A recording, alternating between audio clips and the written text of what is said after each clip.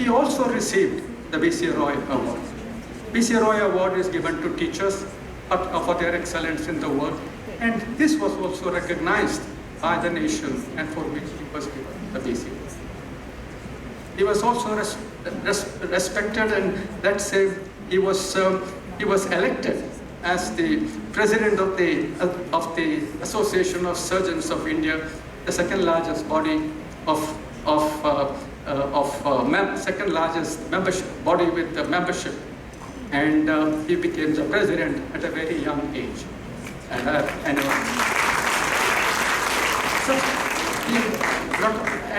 And he also, these were some of his achievements in India.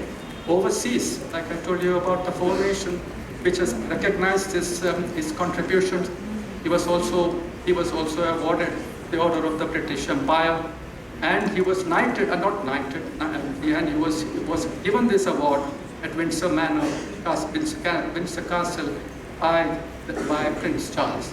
This is probably the second highest award, civilian award, that somebody can get in the UK. The first one being knighthood or Dameship.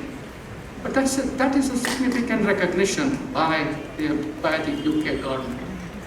And he was also recognized by the US government in terms of the US Society of Surgery for having done excellent work in the field of breast health. So when I look at it, all of these innovations came about with some very meticulous attention and great deal of effort that he has put in to achieve this. You, my friends, young friends, it is something that we can emulate. Maybe not in the field of breast health, maybe there's a lot of unfinished work in breast health, but there are so many other areas that you can possibly work in. And finally, as I am to end this and invite him to give his message, I would really like to see momentum in each one of you, interdependence amongst each one of you, as well as bring a smile to your parents. And Dr. Raghuram has certainly brought a smile to his late mother, and he has started a breast cancer center in her. Thank you very much for your achievement, sir, and thank you very much for coming here and being a source of joy for our future. Thank you, thank you.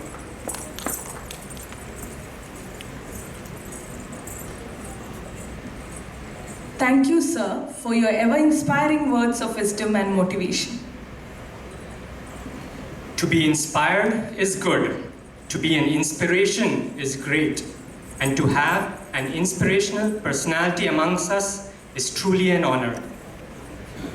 Our ceremony is graced by the presence of our respected chief guest, Dr. Raghuram Pillari-Setti, sir.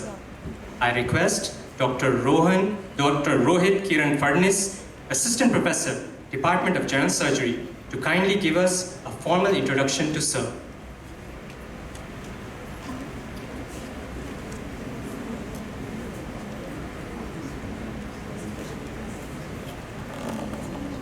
Good afternoon, one and all. I feel honored to introduce and tell about the unique achievements of our visionary chief guest, sir. Amongst the foremost surgeons in Asia-Pacific region, Dr. Raghuram Pillari-Setti, sir, has revolutionized the breast cancer care in India through a series of innovative measures. This disease ranks as #1 cancer among the Indian women, and with around 1 in 22 women are affected, with half of which succumb to the disease, for which he established South Asia's first comprehensive breast healthcare center and founded a charitable foundation to raise the awareness of a disease nationwide.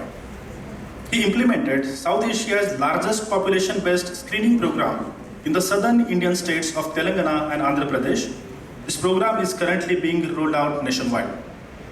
Inspired by our Honorable Prime Minister's India Digital Dream, he developed the world's first breast health mobile phone app in English and 11 commonly spoken Indian languages, making women across the nation more aware about the importance of early detection in a country where subject is considered to be a taboo. So far, it has been downloaded by thousands of people all across the India. He launched world's first life-size augmented integrated reality for breast cancer awareness to further achieve the mission to transform breast cancer from closet issue to a much commonly discussed one, particularly in rural India, where more than 70% of our population resides. He adopted a remote village in southern Indian state of Telangana, that is Ibrahimpur, where he was provided a life-changing equipment and facilities through the personal philanthropy, which has been recognized with local, regional, and national awards. He is one of the youngest surgeons elected to have served as the president of ASI, that is Association of Surgeons of India, for year 2020, polling the highest number of votes and securing the biggest ever landslide margin in 83 years of a history of organization. ASI is Asia Pacific's largest and world's second largest surgical organization, representing practicing surgeons and surgical trainees in India. He was recognized in Queen Elizabeth II's 2021's New Year's honor list. He achieved the rare distinction of becoming one of the youngest surgeons of Indian origin in over 100 years, to be honored by Her Majesty the Queen with OBE, that is Officer of Most Excellent Order of British Empire. This is second highest ranking order of the British Empire Award after knighthood, confirmed in recognition of his outstanding services towards improving breast cancer care and surgical education in India and UK-India relationships. Instituted in 1917 by King George V, the Queen's honors are amongst the most prestigious awards worldwide. In recognition of his outstanding academic track record, innovative initiatives, and have transformed breast healthcare in India and life-transforming philanthropy in his adopted village, he was confirmed the prestigious Padma Shri by Honorable President of India in 2015, making him one of the youngest surgeons to have been bestowed one of the highest civilian awards of the land. He is also one of the youngest surgeons to be confirmed with Dr. B.C. Roy National Award by Honorable President of India in 2016, which is the highest recognition that can be achieved by a doctor practicing medicine in India. He is the youngest surgeon ever recipient of the International Gold Medal in the 516 years history of Royal College of Surgeons of Edinburgh. He is one of the youngest to have delivered Colonel Pandalai Oration, instituted by the ASI, which is the highest academic honor that can be achieved by a surgeon practicing in India. Alongside many prestigious professional awards worldwide, he is the fellow of American College of Surgeons and all four surgical royal colleges of British Isles, that is Edinburgh, England, Glasgow, and Ireland. He is conferred honorary FRCS by the Royal College of Surgeons of Thailand and Sri Lanka. In July 2021, he achieved the unique distinction to become first surgeon of Indian origin in over 100 years to be confirmed with the honorary fellowship of Association of Surgeons of Great Britain and Ireland, which is the single largest organization in Europe that represents the surgical fraternity in British Isles. Welcome, sir.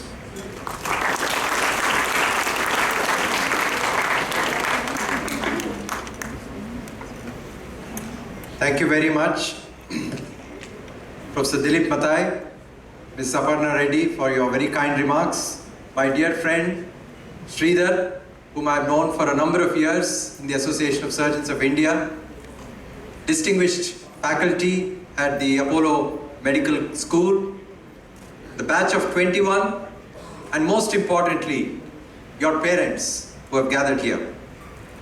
So many congratulations. It's a proud day, both for you, batch of 21, and also for the parents.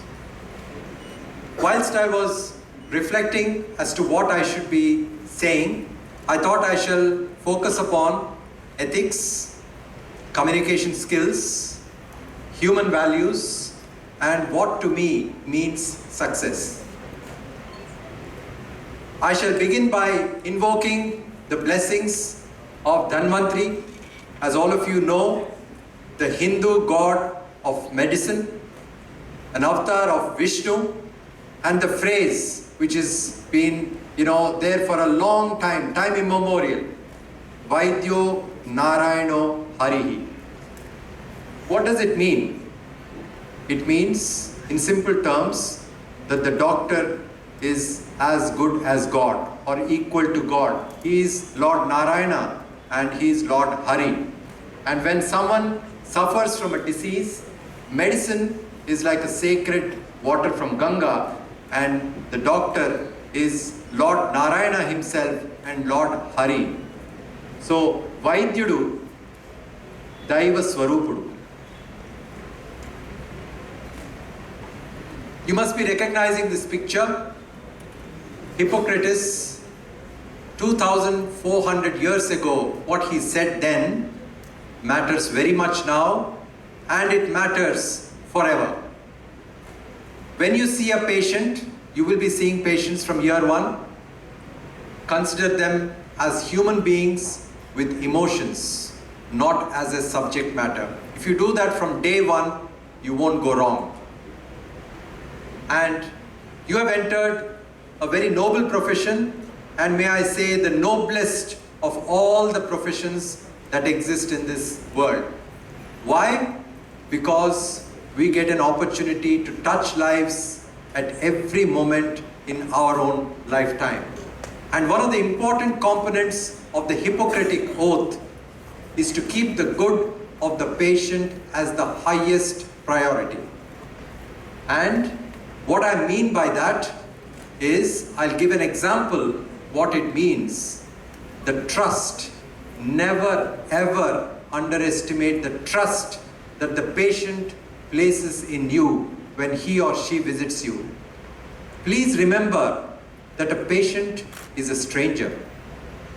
He or she chooses to come to you, to a stranger, because he or she is in pain, or she has an issue, a body issue which needs to be sorted out.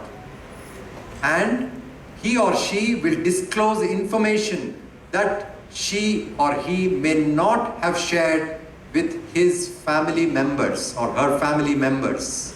And furthermore, he or she exposes her body to a complete stranger to be examined, to be operated upon.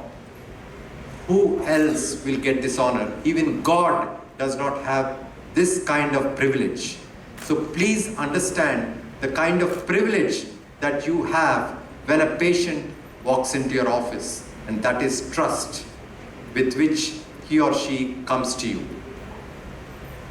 And for those of you who enjoy Telugu like me, I'll just read out very quickly.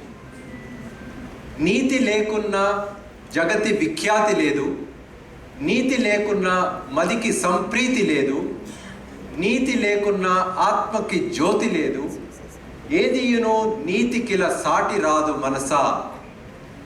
I don't know how many of you understand, but I won't waste too much time, but we'll try and explain it in English very briefly.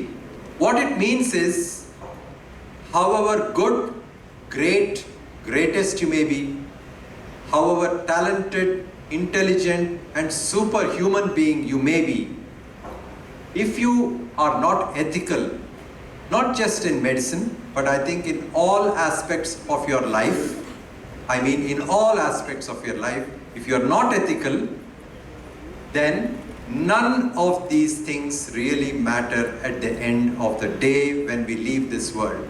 None of it.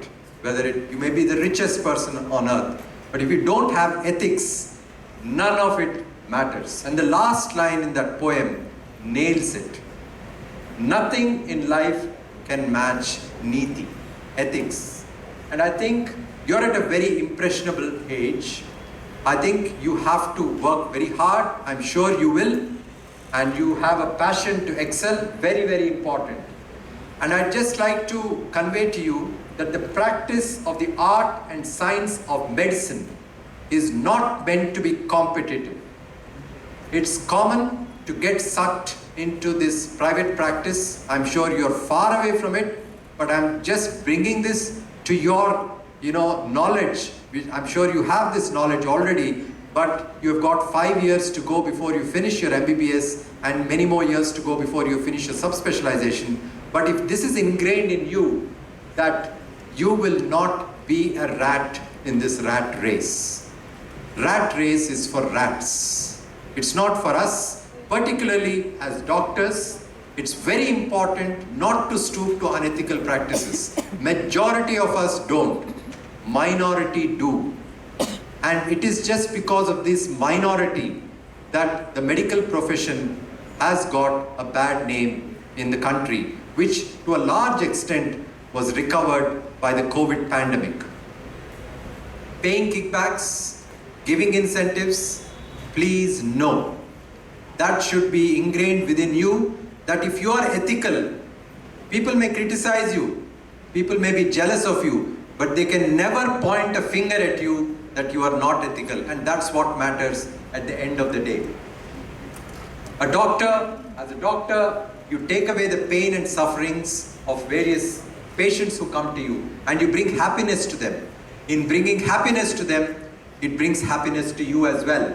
And as I said to you, the COVID pandemic has set the record straight as to how invaluable a doctor is. And as our Prime Minister has rightly said, with Sankalp and Sanyam, doctors and other frontline workers have placed their own lives at risk. Many of them have lost their lives to save patients. And this has not gone unnoticed in our country, and we are certainly the most revered profession in this country and certainly this world.